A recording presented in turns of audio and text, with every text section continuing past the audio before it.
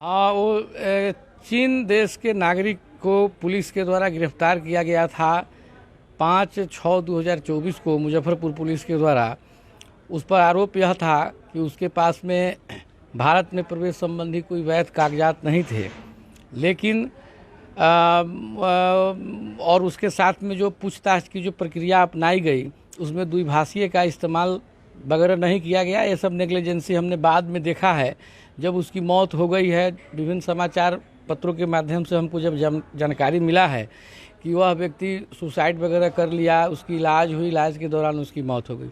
हमने जब पूरे मामले का जब अध्ययन किया तो हमको यह अध्ययनोपरांत हम इसमें पाए हैं कि इसकी गिरफ्तारी से लेकर के जेल भेजने तक की प्रक्रिया में इसमें अंतर्राष्ट्रीय कानून जो है मानवाधिकार का, वह मानवाधिकार के अंतर्राष्ट्रीय कानून का इसमें काफ़ी जो है उल्लंघन किया गया है पुलिस और सरकारी व्यवस्था के द्वारा। पहला लूप होल्ड तो यह है कि गूगल ट्रांसलेशन से उसको ट्रांसलेट करके उसको चाइनीज भाषा में उससे पूछताछ किया गया और तब उसकी गिरफ्तारी के कारण बताया गया। ऐसी बातें एफआईआर में लिखा हुआ है।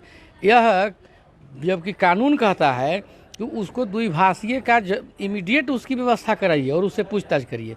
जेल में जब इसको भेजा गया, इसको काउंसलिंग की ज़रूरत थी, इसको मनोवैज्ञानिक चिकित्सक की ज़रूरत थी, इसको सही जानकारी की ज़रूरत थी, इसको नहीं दिया गया, जिसके कारण वह डिप्रेशन में चला गया होगा। ऐसा हम लोग अनुमान लगा रहे हैं।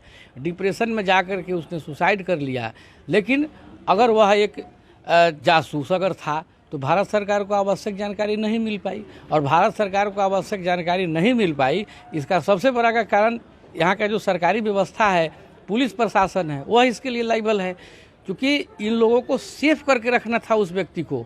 अगर कोई, हम लोगों ने बहुत जगह सुना कि नहीं वो एक जासूस था, अगर जासूस भी था तो एक तो वह इंसान था।